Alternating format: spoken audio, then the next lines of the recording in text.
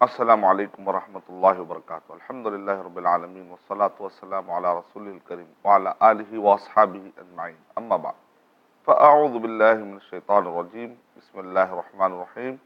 یا ایھا الذین آمنوا کتب علیکم الصیام کما کتب علی الذین من قبلکم لعلکم تتقون۔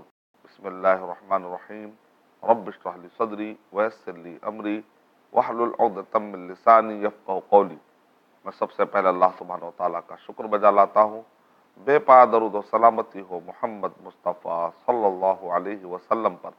محترم ناظرین اکرام، رمضان المبارک میں جو روزوں کا سسٹم ہے، اس کے پیچھے کیا مقصد ہے، اس کا بھی ذکر قرآن مجید میں اللہ سبحانہ و تعالیٰ نے ارشاد فرمایا، یا ایھا الذین آمنوا کتب علیکم الصیام، اے وہ لوگو جو ایمان لائے ہو، تم پر روزے فرض کیے گئے، کما کتب علی الذین من قبلکم، جیسا کہ تم سے پہلے لوگوں پر روزے فرض کیے گئے تھے، لعلکم تتقون، تاکہ تمہارے اندر تقوی پرہیزگاری پیدا ہو جائے۔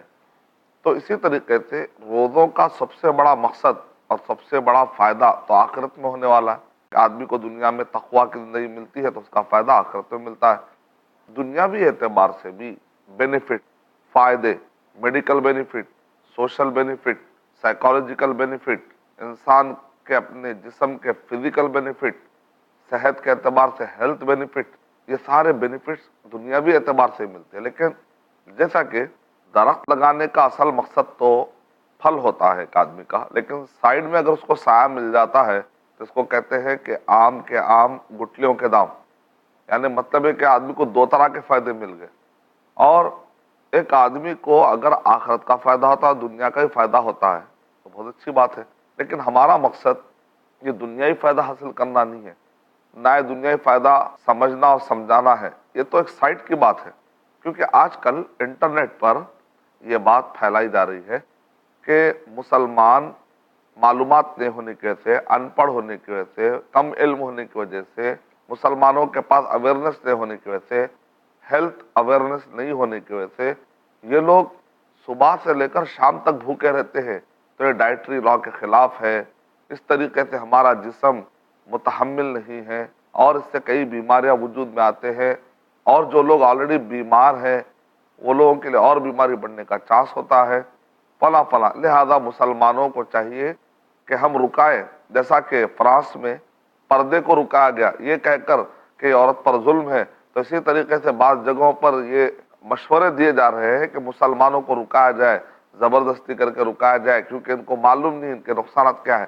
اس ٹائپ کی بھی گفتگو انٹرنیٹ پر دیکھنے میں آئی، تو پھر میں نے ارادہ کیا کہ ایسا ایک بیان ڈیزائن مجھے کرنا چاہیے تاکہ ٹی وی اور انٹرنیٹ ایسے مختلف سورسز سے جب بات پھیلتی ہے اور اس ٹائپ کے اعتراضات اور اس ٹائپ کے ڈاؤٹس اپنے ذہن میں رکھنے والوں کے لیے ہم ایک جواب دے سکیں انشاءاللہ، جو میڈیکل ایشو کے اعتبار سے، میڈیکل ہیلتھ کیئر کے اعتبار سے بھی جوابات فٹ رہے۔ مثال کے طور پہ اگر کوئی یہ کہتا ہے کہ اسلام میں جو روزے کا سسٹم ہے وہ ہمارے میڈیکل ویو پوائنٹ سے وہ نقصان دہ ہے، تو یہ بات بالکل غلط ہے۔ اس کی وجہ یہ ہے کہ ہم مسلمان، غور کر کے آپ دیکھیے تو بریک فاسٹ مس نہیں کر رہے ہیں۔ لوگ کہتے ہیں بھئی بریک فاسٹ مس کر رہے ہیں اور لنچ مس کر رہے ہیں، کیسا ہوگا پھر؟ تو ہم کہیں گے ہم بریک فاسٹ کہاں مس کر رہے ہیں، ہم تو بریک فاسٹ کا ٹائم بدل رہے ہیں۔ پری ڈاؤن میل، سحری کے ٹائم پر نبی اکرم صلی اللہ علیہ وسلم نے ارشاد فرمایا، تسحروا فإن فی السحور برکہ، کہ تم سحری کھایا کرو کیونکہ سحری کھانے میں برکت ہے۔ یہ تو پری ڈاؤن میل ہے، یعنی کہ بریک فاسٹ کی بجائے اس کا ذرا ٹائم آگے کر کے ہم کیا کر رہے ہیں، سحری لیا کر رہے ہیں، بس دوسرا کچھ بھی نہیں۔ اور سحری ایک آدمی کھاتا ہے، اس کے بعد لنچ نہیں کھاتا، اور اس کے بعد آخری میں افطار ہوتے ہی، افطار کے ٹائم پہ ہم کو کہا گیا میری امت اس وقت تک خیر پہ رہے گی جبکہ وہ افطار کرنے میں جلدی کرے گی، یعنی کہ افطار کا ٹائم ہوتے ہی افطار لے لیتے ہم، اور زیادہ دیر نہیں کرتے، بلکہ ہم کو جلدی لینا، افطار کا ٹائم ہوتے ہی افطار کرنا باقاعدہ بہت بڑی سنت ہے، اس پر بہت ابھارا گیا ہے۔ اب درمیان میں جو دیکھنے میں جو لنچ اسکپ ہو رہا ہے، سال میں اگر ایک مہینہ کوئی آدمی اس ٹائپ کی اگر ایکسرسائز کرتا ہے، اس ٹائپ کا اگر کچھ کام کرتا ہے، تو تو اس میں کوئی پرابلم کی بات نہیں ہے۔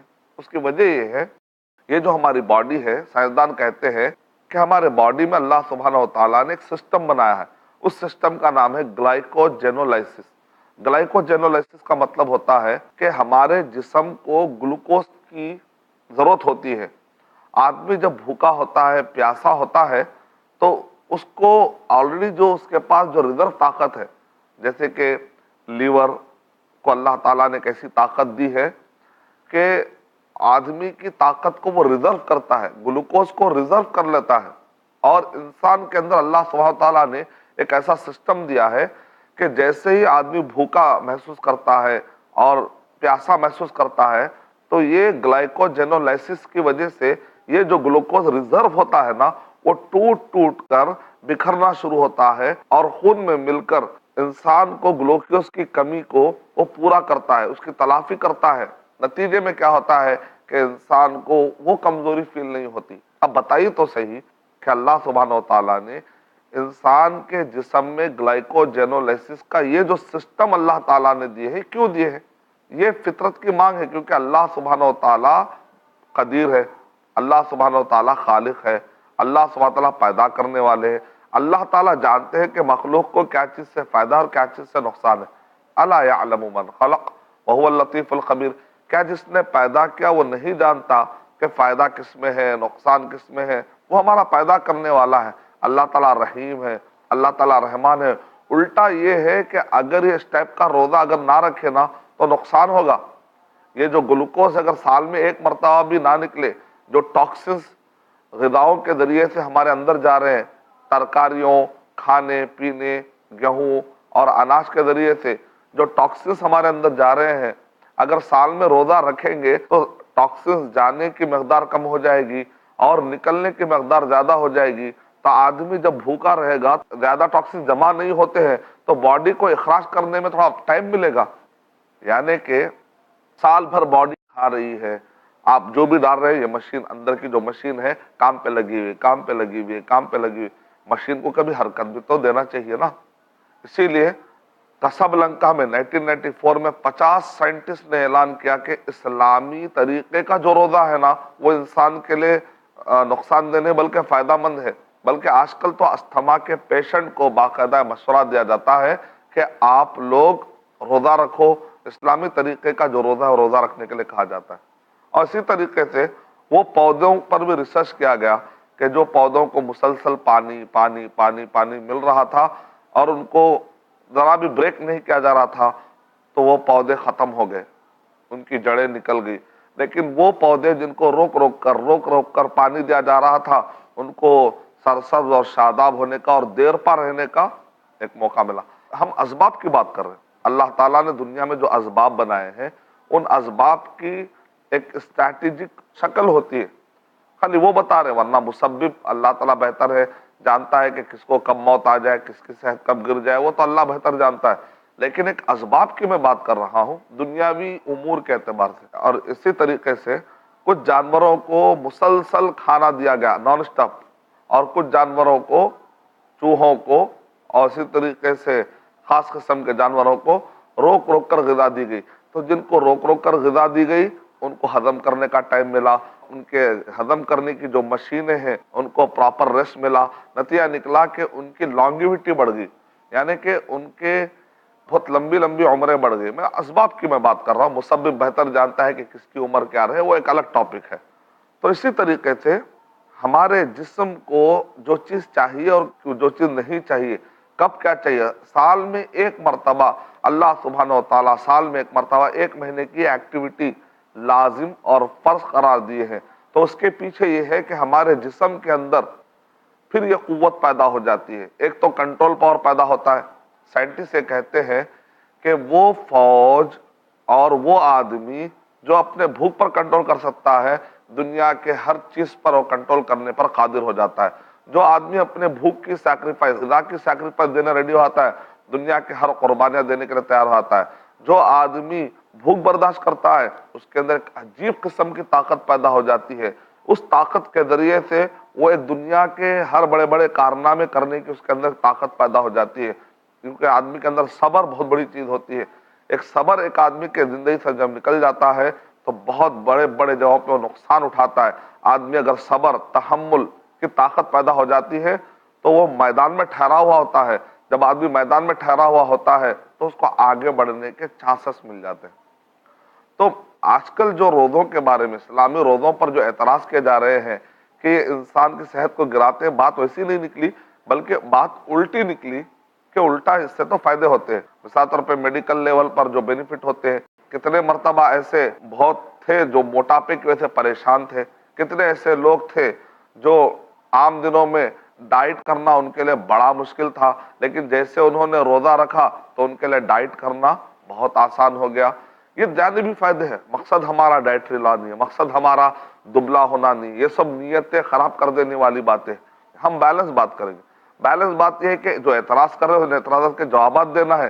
ایک غیر مسلم، ایک وہ آدمی جو آدمی سمجھ نہیں پا رہا ہے، یا وہ آدمی جو ریشنل لیول پر سمجھنا چاہ رہا ہے، یا وہ ایک آدمی جس کی تھنکنگ ریشنل تھنکنگ ہے، یا جو کہتا ہے کہ یہ جو ریزننگ ہے ہمیں ریزننگ دی جائے، تو ہمارے روزہ رکھنے والے اور سننے والے اس لیول پر تیار ہو کہ کل کے ہم جواب دے سکیں۔ بہت سارے جیسے کہ بی پی پر کنٹرول، بلڈ پریشر پر کنٹرول کی بات کہی گئی ہے، اور اسی طریقے سے آدمی کا جو بلڈ سرکولیشن ہے وہ بہترین ہو جاتا ہے، اور آدمی کے بھوکا رہنے کی وجہ سے اور باڈی کو تھوڑا سا ریسٹ ملنے کی وجہ سے اس کے اندر ایک قسم کا فریشنس آ جاتا ہے۔ تو میڈیکل لیول پر کافی فائدوں کا ذکر ہمیں ملتا ہے، یہاں تک کہ استھما کے پیشنٹ اور مریضوں کو ڈاکٹر کہتے ہیں کہ تم روزہ رکھ لو۔ اب جو لوگ یہ کہتے ہیں کہ نہیں روزہ مریض آدمی کیسا رکھے گا، اس سے تو اس کی طبیعت خراب ہو جائے گی، تو آپ کا کیا کہنا؟ قرآن مجید نے ایڈوانس میں یہ کہا کہ مریض کو چھٹی ہے، جیسا کہ اگر آپ پڑھتے ہیں فمن شہد منکم الشہر فلیصم ومن کان مریضا او علی سفر فعدۃ من ایام اخر، جو مریض ہو یا سفر پر ہو تو اس کو چاہیے کہ بعد میں اس کے قضا کر لے۔ ایک آدمی کہے گا کہ بھئی اگر بعد میں بھی وہ اچھا نہیں ہوا تو قضا کیسے کرے گا؟ تو اس کو علماء کرام نے کہا کہ ایک وہ بیماری جس کے اچھا ہونے کی چاس ہے، یہاں پر اس بیماری کی بات ہو رہی ہے۔ وہ مسافر جو بعد میں جس کو ٹائم ملتا ہے تو یہاں پر اس کی بات ہو رہی ہے۔ لیکن اگر کوئی ایسا مریض ہے جس کا اچھا ہونے کا چانس نہیں ہے، اس کے لیے قرآن مجید میں پھر اس کو رہنمائی کی گئی وَعَلَى الَّذِينَ يُطِيقُونَهُ، کہ وہ لوگ جو مشقت فیل کرتے ہیں، محسوس کرتے ہیں، فِدْيَةٌ طَعَامُ مسکین، ایک روزے کے بدلے میں ایک مسکین کو کھانا کھلا دیں گے۔ حضرت انس رضی اللہ تعالیٰ جب بوڑھے ہو گئے، کمزور ہو گئے، روزہ رکھنے کے قابل نہیں رہے، تو وہ 30 مسکینوں کو بلاتے تھے۔ سنن دارقطنی میں آپ پڑھ کر دیکھیں کہ اس کے اندر یہ بتایا گیا کہ جب وہ بوڑھے ہو گئے تو انہوں نے 30 مسکینوں کو بلایا اور کھانا کھلا دیا۔ ایک مرتبہ کھانا، دو مرتبہ نہیں۔ وہ غلط فہمی ہے، کیونکہ لوگ سمجھتے ہیں میں تو سحری بھی چھوڑ دیا، افطار بھی چھوڑ دیا، تو لہذا میں 2 مرتبہ کھانا کھلاؤں گا۔ نہیں، فدیۃ طعام مسکین، مرتين نہیں کہا گیا، طعام مسکین، ایک مسکین کو کھانا کھلانا ہے، مرتين 2 مرتبہ کھلانا ہے، یا مسکینین 2 مسکینوں کو کھانا کھلانا ہے، ایسا نہیں کہا گیا۔ ایک روزے کے بدلے میں ایک مسکین۔ تو قرآن مجید میں خود اس کا جواب ہے کہ اور قیاس میں جانے کی ضرورت نہیں ہے، قیاس میں جا کے سوال اٹھا کے پھر حل کرنے کی کوئی ضرورت نہیں ہے۔ حضرت انس رضی اللہ تعالیٰ عنہ کے بڑھاپے کے واقعے کو سامنے رکھیں گے تو مسئلہ فہم صحابہ سے اور بھی کلیئر ہو جائے گا۔ تو اسلام میں اگر آپ ایسے کوئی مریض ہے، جیسے کہ بعض شوگر کے پیشنٹ ہوتے ہیں، ڈائلاسس کے مریض ہوتے ہیں، اگر ان کو وقت پر دوا نہ ملے، پانی نہ ملے تو ان کی بیماری اور بڑھنے کا چانس ہوتا ہے، اور اگر ان کو دوبارہ اچھا ہونے کا، کنٹرول میں آنے کا چانس نہیں ہے تو ایسے وقت پر ان کو ہمیشہ کے لیے روزوں سے چھٹی ہے، اور وہ لوگ کفارہ دے لے سکتے ہیں، وہ لوگ فدیہ دے سکتے ہیں، ایک روزے کے بدلے میں ایک مسکین کو کھانا کھلا دے۔ اور ایک آدمی کہتا ہے میں خود مسکین ہوں، میں کیا کروں؟ تو آدمی اللہ سے ڈرے، کیا دیکھے کہ واقعی وہ مسکین ہے، 31 لوگوں کو کھانا کھلانا کیا اس کے لیے مشکل ہے؟ کیونکہ اللہ سبحانہ و تعالیٰ نے زندگی دی، زندگی بھر کی صحت دی، اور اس کے بعد اگر آپ کہتے ہیں کہ میرے پاس پیسہ نہیں ہے، اور واقعہ ایسا ہو سکتا ہے کہ آدمی خود ہی نان شبینہ کو ترستا ہو، ایک وقت کا کھانا اس کے لیے مشکل ہو جاتا ہو، تو ایسے وقت پر ایک واقعہ ہے کہ نبی اکرم صلی اللہ علیہ وسلم کے پاس ایک صحابی آ کر کہتے ہیں اللہ کے نبی صلی اللہ علیہ وسلم میرے پاس کفارے کے لیے دینے کے لیے کچھ نہیں ہے، تو نبی اکرم صلی اللہ علیہ وسلم کہتے ہیں ذرا انتظار کرو۔ اس کے بعد دیکھا گیا تو کچھ کھجوروں کا تھیلا آیا، آپ نے کہا جا کر یہ مسکینوں کو بانٹ دو۔ انہوں نے کہا اللہ کے نبی اس وادی میں مجھ سے بھی زیادہ کوئی مسکین ہے کیا؟ تو نبی اکرم صلی اللہ علیہ وسلم نے کہا ٹھیک ہے تم ہی کھا لو۔ یعنی اسلام میں کتنا رحم ہے، اسلام میں کتنی رحمت کا معاملہ کیا گیا ہے کہ یہاں پر ایک آدمی جو اگر غریب ہو جاتا ہے تو اس پر کفارہ تک ٹل جاتا ہے، لیکن آدمی کو چاہیے کہ خود فیصلہ نہ کرے کہ وہ غریب ہے یا نہیں۔ گھروں میں بعض اوقات سونا ہوتا ہے، خود کے نام پر بلڈنگ ہوتی ہے، گھر ہوتا ہے، پھر بھی آدمی کہتا ہے کہ میں مسکین ہوں۔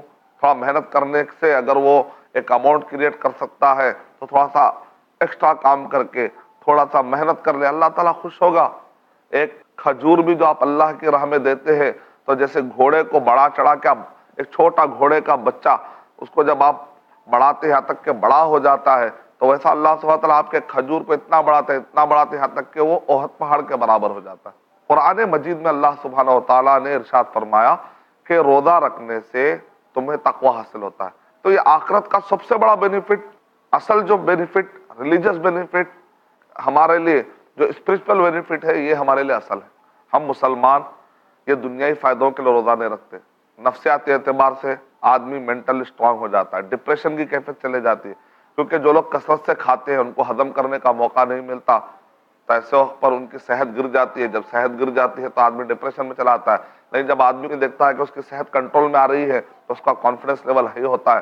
نفسیاتی اعتبار سے بھی آدمی کو فائدہ ہے، فزیکل لیول پر بھی آدمی کو فائدہ ہوتا ہے، آدمی کی شخصیت بیلنس ہونے لگتی ہے جب آدمی کھانے پر کنٹرول کرنا سیکھ جاتا ہے۔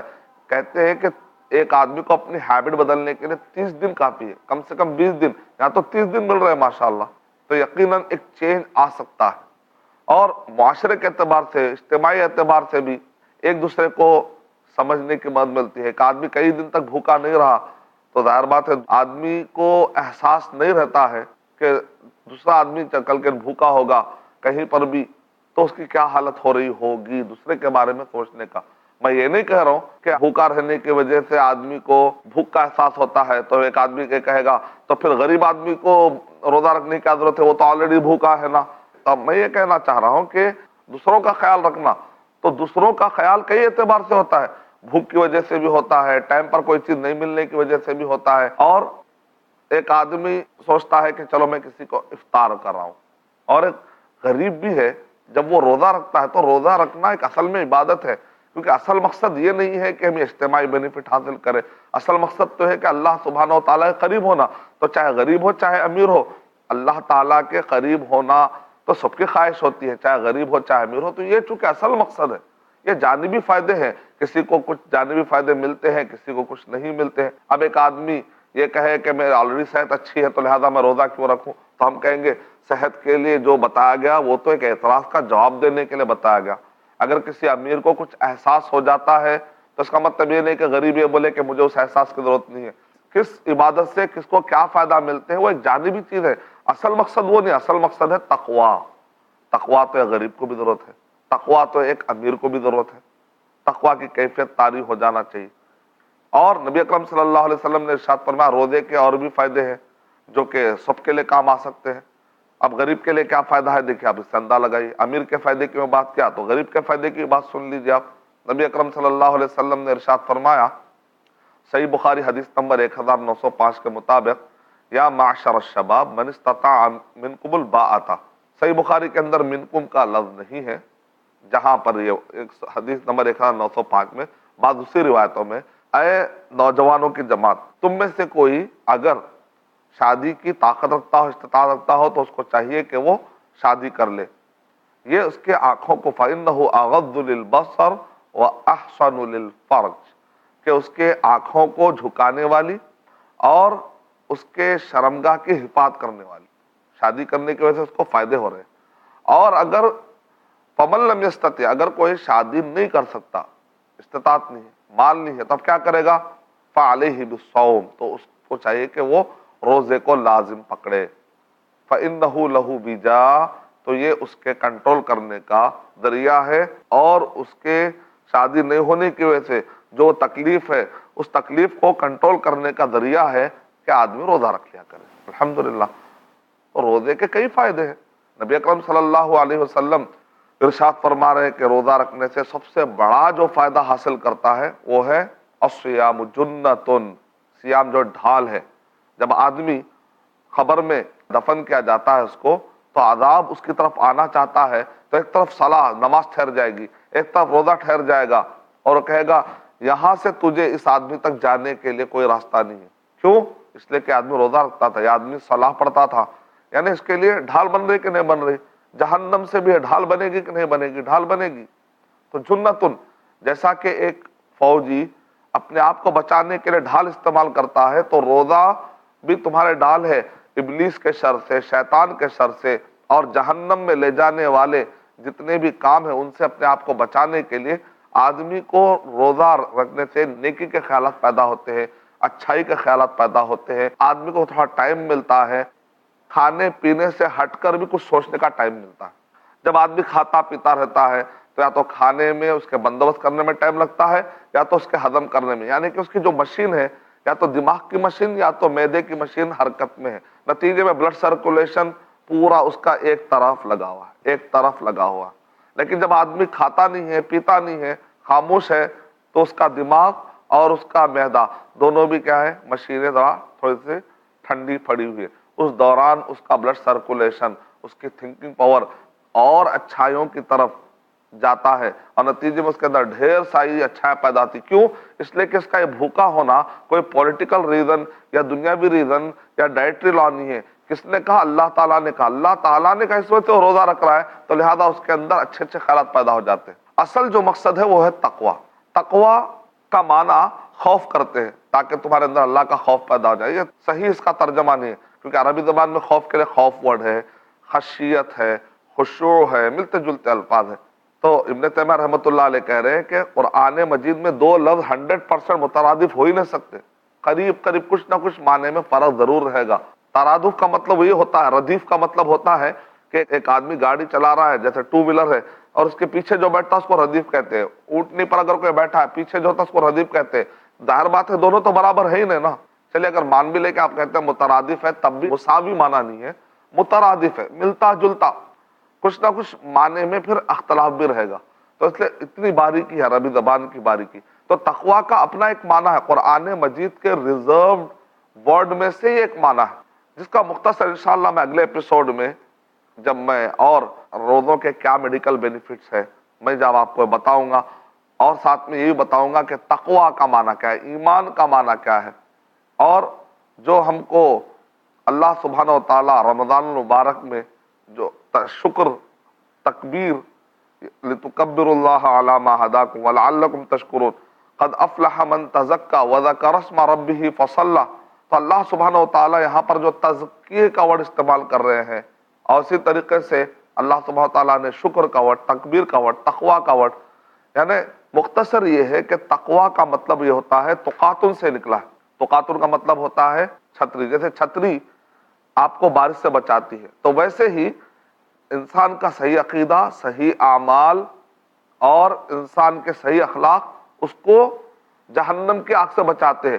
اور اس کا کیا معنی ہے، ڈیپتھ اور کیا گہرائی ہے، اگلے ایپیسوڈ میں انشاءاللہ ضرور بتاؤں گا. میں اللہ تعالیٰ سے دعا کرتا ہوں کہ اللہ سبحانہ و تعالیٰ مجھے اور آپ سب کو قرآن مجید کے الفاظ پر گہرائی اور گہرائی کا سمجھنے توفیق عطا فرمائے. آمین وآخر دعوانا ان الحمد للہ رب العالمین.